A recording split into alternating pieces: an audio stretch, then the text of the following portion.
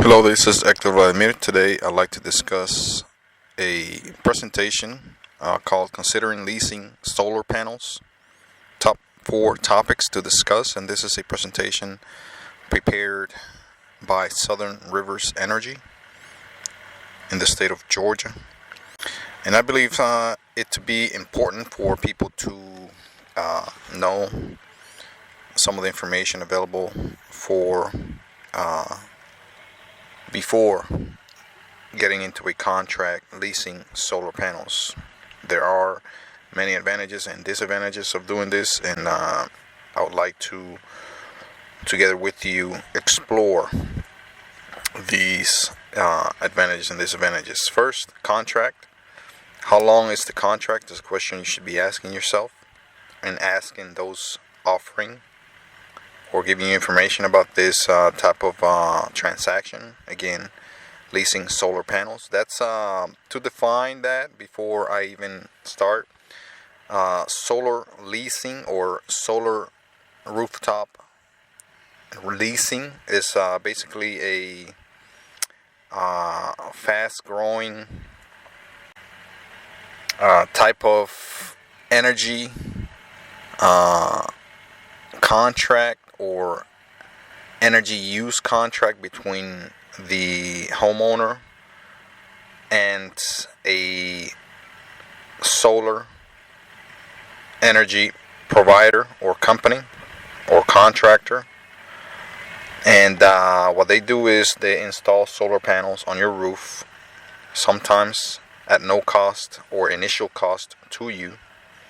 When they say no cost, be very, very careful.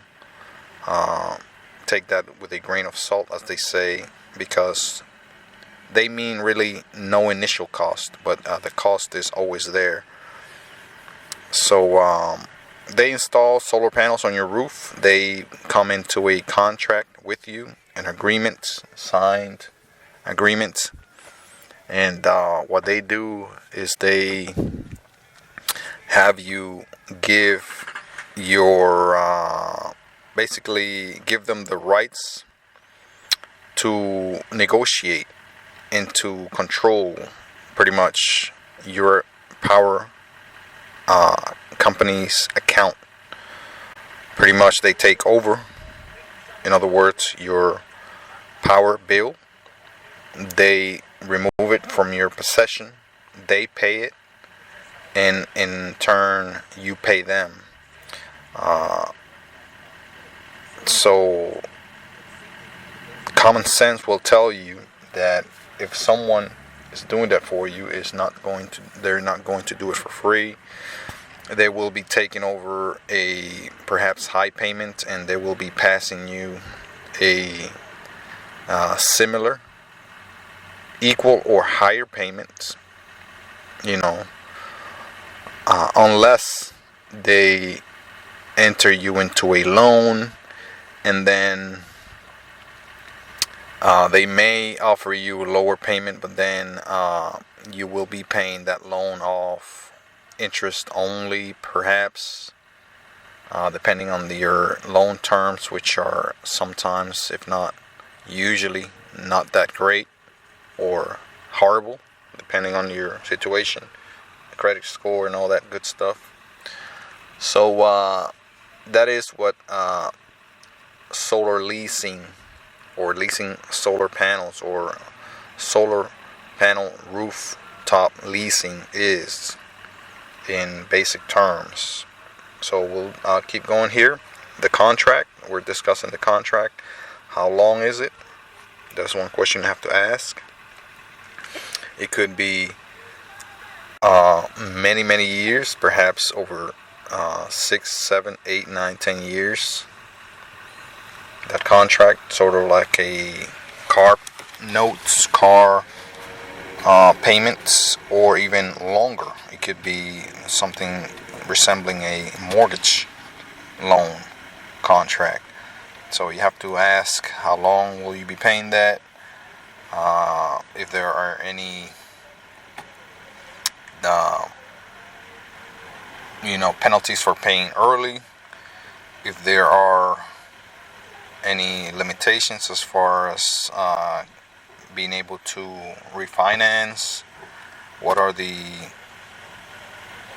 terms as far as the APR or annual percentage finance charges, or annual percentage rate, which is your finance charge, the rate at which they will charge every month for you having that loan. No loan is usually free unless you get a very, very good deal and you have very good credit and somebody's helping you out, which is very rarely the case, because these people are looking to make money. They're not looking to help you out. They are usually for-profit companies, so look out for that profit margin. Second question is, how do I pay? Will they be drafting automatically? Will you be paying a bill, a paper bill, kind of like you do with your power company, or online, credit card? How will the transaction be? Will it be automatic? Will it be something they withdraw from a bank account? Watch for that. What if I break the contract? What if I stop paying or pass away? What happens? You have to ask those details. If you break the contract, it's a question that they may be alerted by, bothered by, or something that they may want to push to the side or push back, and something that they usually downplay. Oh yeah, that won't happen. We hope that it doesn't never happen. Yeah, you can hope and pray and everything and wish that you won't break the contract, but things happen. People die, people get sick, people get disabled, people lose their jobs, people have lost their income due to a variety of reasons. So that is a legitimate question to ask. And they should be able, if they are a legitimate and honest company looking out for your interest, they will answer that question honestly and straightforward. If not, look out. Research them a little more, and you might want to pump the brakes on signing any contract with that company. Also, the next question is, what happens if I sell my home? Does the contract end? If not, who pays? Is the system transferable? Is this something I could take along with me? What will be the costs involved if I want to transfer this to another home? So usually you want to be in a home where you want to, or plan at least, to stay there for a longer period, over 5 years, I think, is the recommendation by some experts, quote unquote. So that is something you have to consider. Another thing you have to consider is if you're going to do a rooftop installation, which is, I believe, to be most of the people do rooftop installations, as compared to ground based on a yard or a patch of land. You have to also find out the warranty, if the roof is under any kind of warranty, and what would void the warranty, if solar panels would void that warranty, or what would happen if you have to replace your roof. What are the costs involved with you replacing your roof? If it's a newer roof, again, the warranty issue. If it's an older roof, then you have to have a plan on replacing or removing the solar panels and then replacing them during and after the roof installation. So, costs. This is the part number 2. Who pays for work permits in the county or city, and how much are those? Usually companies will give you the world, will bring the moon to you and hand it to you on a silver platter. They will downplay, they will even hide and omit and downright just avoid talking about any kind of charges. They say everything will be paid for by the contractor, by us. You don't have to come up with a dime. But in reality, that is all going to be charged to you eventually through the loan. They're not paying anything for you. Let's keep it real. That is all going to the loan or whatever payment you're going to be making. It is all going to be shoved in there.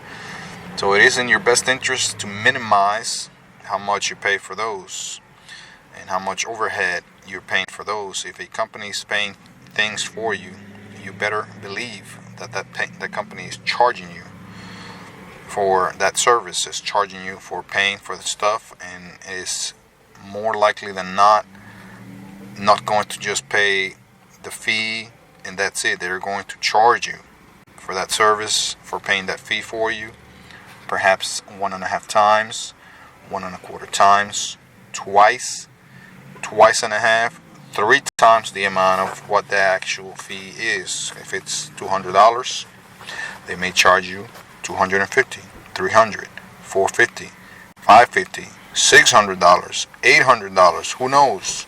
You have to find out. Another question, please be aware, or another statement here by the by the preparers of this presentation, they tell you to be aware of Southern Rivers Energy does not lease or sell solar panel systems. This is the power company, your power company, whatever it may be. They may not be the ones doing the lease of the solar panels. So your power company may not be the one involved. It may be a completely different company. In most instances, I believe this is the case. So don't think for a second that it is your power company providing this. And if the company doing this is trying to hide the fact that they are an independent company, or trying to mislead you, or trying to otherwise misrepresent themselves, do not sign a contract with them, or at least be highly aware and do some more research on them, and make it clear whether they are part of the power company or not. Another statement or question is who pays for installing disconnect switches and other equipment? Most likely you, the user, will be paying for all that. Whether you're paying for it up front or not, it is going to go all in your monthly payments, therefore, or by association into your loan. What are my monthly payments? What are they going to be like? How much? Is it a fixed amount? Does it change? Does it increase? Is a question you should be asking. You have to make sure it is a payment that is going to be equal, less than what you're paying right now. Not necessarily too much is whether it's equal or less, but how much interest you are paying on it. That will determine the amount of time it may take you to pay it off. That may determine whether you will be paying more or less than what you're paying right now. So the interest rate is vital. Your APR, whatever they want to call it, they may call it something else, but do find out what your finance charge interest rate is. Basically, what they are charging you for the loan on top of what the loan principal is. It could be hundreds of dollars per month. It could be hundreds or thousands of dollars per year. Be aware of that and do have it in writing. Don't go by what people tell you or by what their estimation is. They will estimate anything, and that doesn't hold them to account for anything that you have to legally pay for. So another question is, what will the monthly payments be in 5 years from now, 10 years from now, or 20 years from now? You have to ask that. It may go up, it may stay the same, it may go slightly down,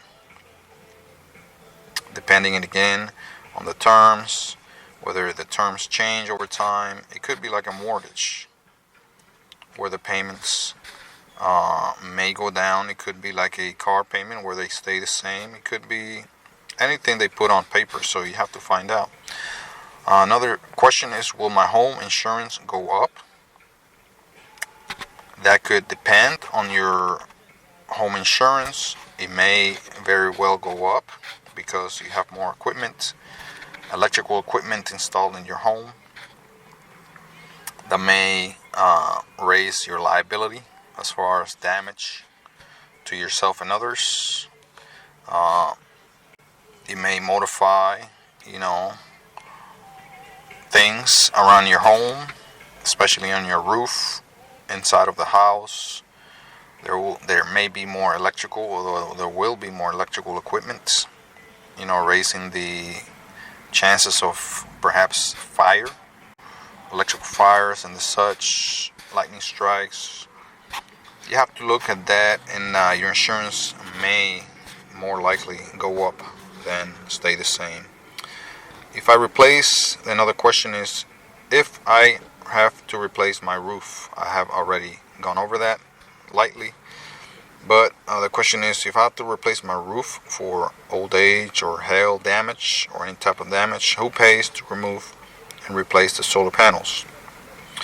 More than likely will be you, the user, unless you enter into some kind of very favorable terms with this power company. Well, they will cover it, and trust me, they will ensure that they are not putting themselves in any kind of position to lose money. So they may give you that insurance for lower or no price if you have a newer roof and they expect for you not to use it in a very long time, or if the terms of the loan are in such their favor, they're making so much money already, or they expect to be making so much money, that they may give it to you, give you a little bit of insurance so they can cover some or all of the costs of replacement. But do look for what you're paying for that loan, because they may offer you a lot of things because you may be paying a lot of money for the loan. Another question is, how much will I continue to pay the solar lease company every month? Is that a set amount, or does it change? We went over that lightly again in one of the previous questions, and that depends on the term of your loan. You have to look at that very carefully. Educate yourself, if you haven't already, on terms of loans, and do read the whole contract, whether you lose sleep or not. It's rather better to not come into a contract that bothers you than to come into it, sign it, and then later on find out that you are losing sleep anyway, because the terms of the contract are egregious and so not in your favor. So it's better to do it, sacrifice a little bit of time and effort, and read through the whole contract, the fine print, and clarify it with your representative, the solar roof lease company representative, which should be more than happy to answer any of those questions or find out the answers for you. Again, if you break the contract, that company should explain the penalties that you will be paying. If those penalties are something you cannot live with, in the event of breaking the contract, then you should think very, very hard about getting into that contract. Okay, section 3, operation. Will holes be drilled on my roof? Is a question you should be asking. Then the answer for that is more likely than not yes, unless they are coming in with a new technology, which I very much doubt they will be coming with a new technology that adheres to your roof, that doesn't include any kind of perforation or drilling or hammering or penetration into your roof. I mean, it's just something inevitable. Although they do take precautions, as having experienced myself in this area, to seal it, to put all kinds of sealants, coverings, make sure that they are not exposed to sunlight. I'm talking about the perforations, where the bolts, screws go. They use this special rubber type material that go in the screws themselves as they screw them in, and it's very flexible. It basically stretches to the point where it goes in with the screw, and it's supposed to provide a film or filling of this very sticky rubber material in the screw hole to where it'll be watertight. And on top of that, they do use sealant. After they install the screws with the hardware, which is usually L feet, basically a little base where the rails go, and the panels would go on those rails.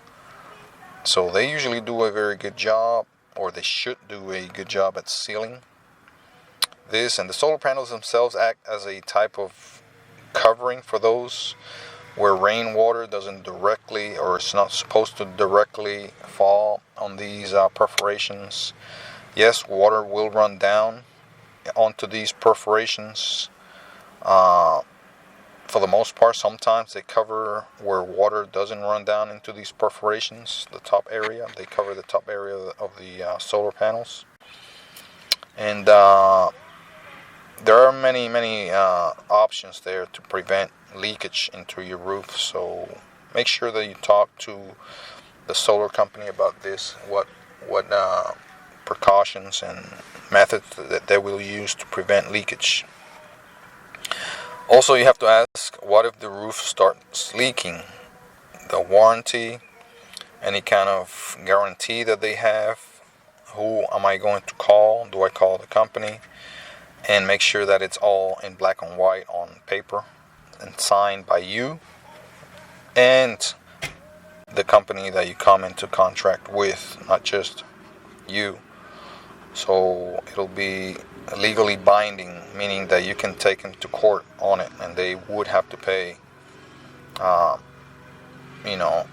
if they still exist. That's why you want to make sure you deal with a reputable company that will likely be around for many years into the future, so they won't just disappear and then you are on your own.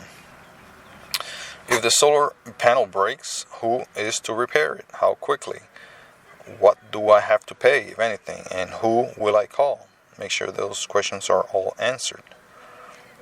Panels do and can break due to hail, due to people throwing baseballs or rocks, due to sabotage or vandalism, due to any kind of other accident or malicious action taken by someone. So make sure that you know who will repair that. It may be you that may have to pay for that. So if there is a power outage, will the solar panels still power my home? This is most likely than not answered in the negative. Most people do not have a battery bank system installed with their solar panel as of right now, because the complexity and cost of such system. So a backup system would necessarily need a battery system, energy storage system. Panels cannot provide, for the most part, cannot provide power directly to a home without batteries. So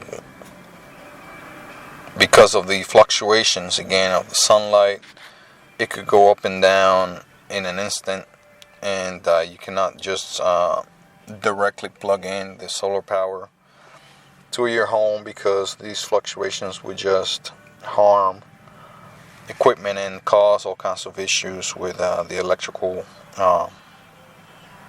grid and the electrical equipment in your home. Not to mention the annoyance of these fluctuations of power going up and down. Is the solar power generated? This is another question. Is the solar power generated during the day stored for night usage? What happens at night? Again, if you have a solar power or a solar energy system installed purely to save energy, then no, the solar array will not provide energy at night or when there's no sunlight, like in the event of any kind of storm, cloud cover, unless you have a battery system. Again, a battery bank that's wired and designed to provide backup power or power at night. Basically where the panels charge the battery system during the day or during sunlight hours, and then that power is available through the batteries at night. Again, those systems are much more costly and complex to install, design, and maintain. So that is something that you should ask. So part 4, solar leasing company. Questions about the company itself. You should ask, how long has your company been doing business in the area? In this case would be the Middle Georgia area. Where are other nearby locations that I can visit that have your solar panels installed? You should ask them about other customers. Are you licensed to do business in Georgia? Are your installers licensed professionals? Usually licensed contractors and electricians. It could be a little bit of both. It could be just electricians. Could be, it would have to be necessarily electricians, but it could be a combination of electricians, contractors, roofers, home builders. It could be a general contractor, meaning that they can build a home, including their electrical. So if it's the general contractors, they are legally able to do the installation. If it's a electrical contractor, they are legally able to do the installation as well. Roofers, plain roofers, cannot do a solar installation, although they may do the hardware. However, they cannot do any wiring or any kind of other company that doesn't include general contractor or a electrical contractor cannot by themselves do the installation. So make sure that they are either general contractors or licensed electrical contractors, and they are a licensed business. Usually you want them to be insured as well. That way, if anything goes wrong, anything catches fire, blows up, hurts someone, falls apart, then you can sue not only the company but claim their insurance for damages.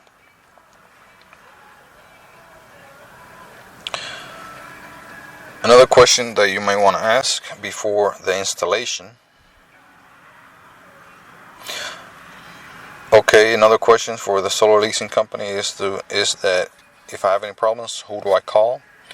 Where are they going to be located? What is the average response time? Very direct and challenging questions that the company may be taken aback by. However, they are very, very legitimate and fair. It's only natural that you would ask such thing. And a lot of companies, if they are shady, if you're not in their best interest, they may start backing away from you at that point where you're asking about, all these questions. If they do, be happy. Don't deal with such company. let them back away and let them, go fish for uh, dumber fish. Okay, before the installation, by law, you or the solar company must give a 30-day advance notice. That is, they must give the power company a 30-day advance notice. Be certain to comply with local ordinances and permits, as well as homeowner association rules and the SRE's service rules and regulations. That is the power company's rules and regulations. Make sure they are going by those, which can be usually quite lengthy and cumbersome to navigate. Make sure that they're not cutting corners and doing the bare minimum. Make sure that they are following to the T, following everything to the letter. And you can easily get a copy of these requirements online, or by calling the power company itself. Many of them will be happy to help you. There is usually a fee involved with applying for programs to be in a solar net metering program, and make sure that you know what these fees are, and make sure that you're comfortable with that. Also, be certain to complete and submit to the power company the application of operation of distributed generation found in the Distributed Generation Guidelines Manual on the solar and other distributed generation page for, in this case, is SouthernEnergy.com, which is the Southern Energy company, the power company I'm speaking of, that put this presentation together for homes and solar panels that cannot exceed 10 kilowatts. That's 10,000 watts of solar panels. That is, about pretty close to what it would take to run a home. Maybe not quite for most homes, but for a very efficient home, this might be enough to cover most, if not all, of their power needs. And lastly, for this, before the installation section, following the approval of application, they will execute the net metering and interconnection agreement, which is basically the contract you enter into with the power company with many requirements. You should read it, go over it before filling it out and signing it. And you should submit, in this case, the application fee of $50. This is a smaller company. Your company may be more, depending on your location, size, requirements of the company. Make sure you find out. So another section, before solar panels are connected, the power company will install a new metering package to accommodate net metering for the solar panels. This could include just programming, as they have advised to me.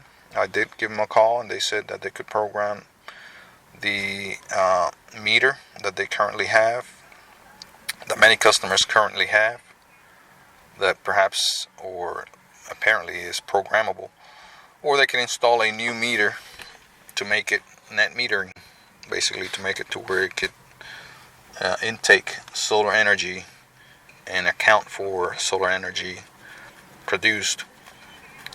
You can also, or you should also, confirm that a disconnection switch has been installed for the safety of linemen during outages, as well as protection for the solar system, the electric system, and anyone working on the solar panels. This disconnect is usually a AC disconnect, that is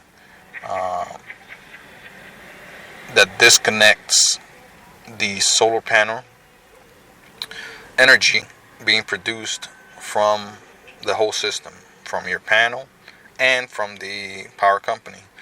It'll turn off or break that connection, and it'll make it safe for workers to work on the power lines, because unless they turn it off, there may be power being fed into the system. A lot of inverters, especially those laboratory tested inverters, have a safety feature to it. They will not run without detecting power on the grid, and they will automatically shut off. However, they should still have the ability to manually disconnect, and that disconnect should be very visible and accessible by anyone from outside. They cannot be gated in. It cannot have a guard dog running around it protecting it.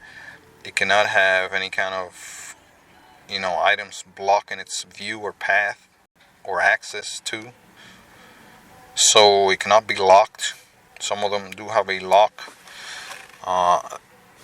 mechanism to where you could put a padlock or lock it some other way. It cannot have any of that. It could have the locking mechanism as long as it's not locked, but it should be able to be reached and turned off by a person from outside of the house. Panels are operational. After panels are operational, after your system is turned on, the solar energy generated by the panels will be net metered to offer or to offset the energy used in your home. That is basically what the solar energy system does. It offsets or saves energy used in your home. In other words, you use your solar energy produced before you use the energy produced by your power company. And any excess energy generated will be compensated at the present avoided energy cost. They rarely tell you what that cost is, but once you get started, you should see that it is less than what you pay the power company. Of course, they are, for the most part, a for-profit company, and they will, give you a lot less than what they charge you for any energy produced. In the event of a power outage on the electric system, the solar panels will be disconnected for the sake of safety and will not be producing energy from the home or putting energy back into the grid. That is a safety feature that is, again, automatic in many of the good and better inverters, which is the part of the system that transform solar panel energy into usable home energy or AC energy. And it's again something that is automatic, but it should have a manual disconnect or switch that you can turn off easily from the outside. Finally, the last section: if solar panels are not right for you, you could consider asking your power company to do an home energy audit to look for ways to reduce electric use. You should be doing that anyway. First step, even if you are going to get a solar energy system installed, you can get this home energy audit done. You don't really have to advertise that you are going to have a solar system energy installed anyway. This will give them more of an incentive to try to help you, because again, I believe the power company is doing everything they possibly can to discourage you from putting a solar energy system on. A solar energy system from the power company's point of view is nothing but a nuisance for them. It is another step another precaution that they must take whenever working on the grid in case of a power outage. It is another thing that they have to deal with, another cost for them.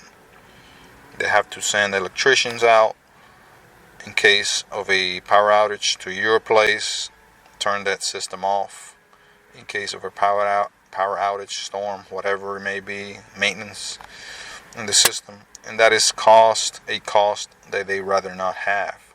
Not to mention that the widespread use of solar energy is an existential threat to them as a power company. So another thing you should do after you have solar panels, after you decide not to install solar panels, is that if you have a heat pump or central air conditioner, make sure you install a smart thermostat, which is one of the best ways to help reduce electric bills, according to the presentation here, which again is done by the power company, Southern Rivers Energy. Invest in more insulation in your attic or crawl space, and use LED bulbs for your lighting. Notice that they have not mentioned switching the bigger power consumption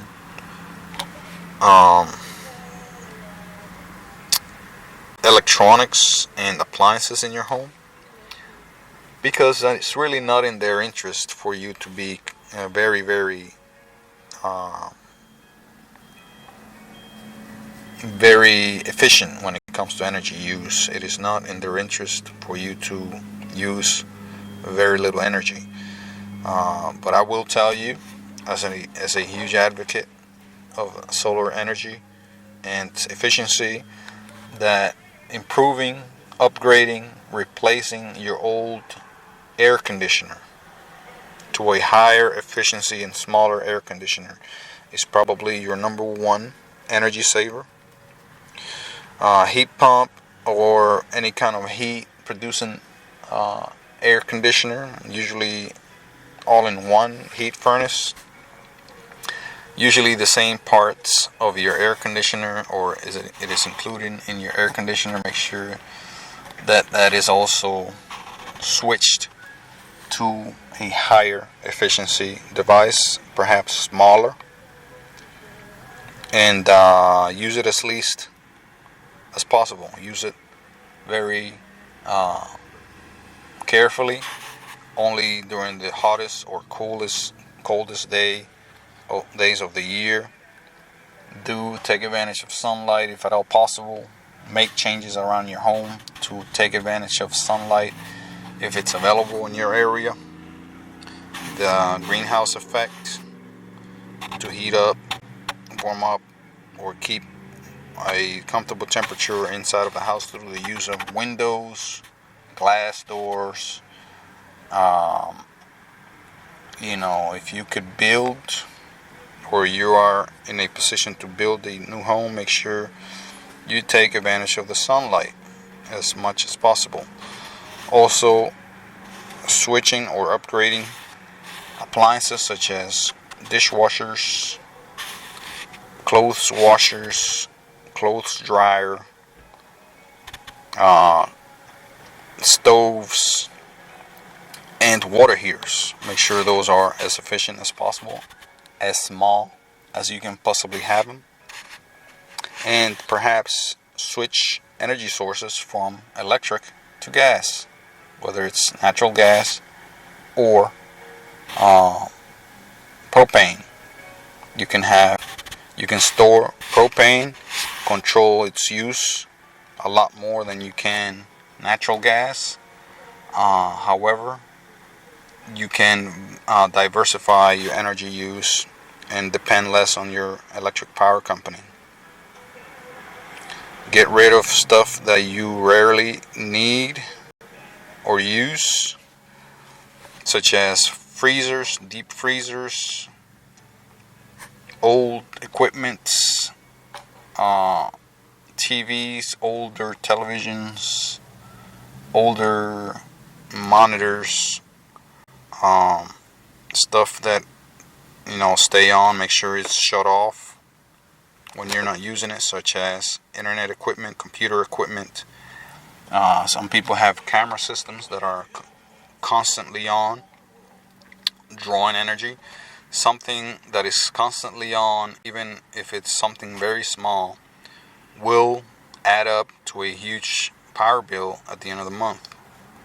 Even a light bulb, like for example, a small light bulb, you leave it on constantly all day long, it's kind of like a water leakage, drops leaking out of a faucet. A little drop every second could add up to hundreds of gallons per year, and something that you will be most likely paying for. Same thing with your electric energy. Any kind of leakage, make sure that you turn it off, shut it off. And the best way to do that is to disconnect, switch it off, or improve efficiency for. That is all I'm going to discuss about this presentation, which is called Considering Leasing Solar Panels. And the 4 topics to discuss that were discussed were the contract, costs, operation and solar leasing company, what to do before the installation, what to do before the solar panels are connected, after the solar panels become operational, and if you decide the solar panels are not right for you, what to do. That's the topics we have discussed. Thank you very much for listening, and do educate yourself about solar as much as you can if you are planning to or are currently taking advantage of solar installations, whether it's by leasing it from a company or doing it basically on your own, financing it and paying for it on your own. And my recommendation, if at all possible, it is always best to finance it on your own. Buy it on your own, because you control basically what you're paying for. You control the costs of everything in the system. If you give it to a solar leasing company, you're basically handing them the responsibility along with all that money, extra money that you will be paying overhead for a bunch of middle people, a bunch of salespeople, and a whole bunch of over charges that will be up and above what their basic charges will be, because there's always going to be that overhead cost for the service of doing the research, doing the legwork, the paperwork, the phone calls for you. You will be paying for all that in the end. I mean, if you are in a position to be comfortable doing all that, more power to you. You are in a good spot, good place financially, and you may not mind, you may not feel it. You may be in a position to be able to do all that, which is not bad, but you will still be paying more than what you should be paying if you financed it all on your own and did some legwork and paperwork on your own. Thank you very much for listening, and have a great day.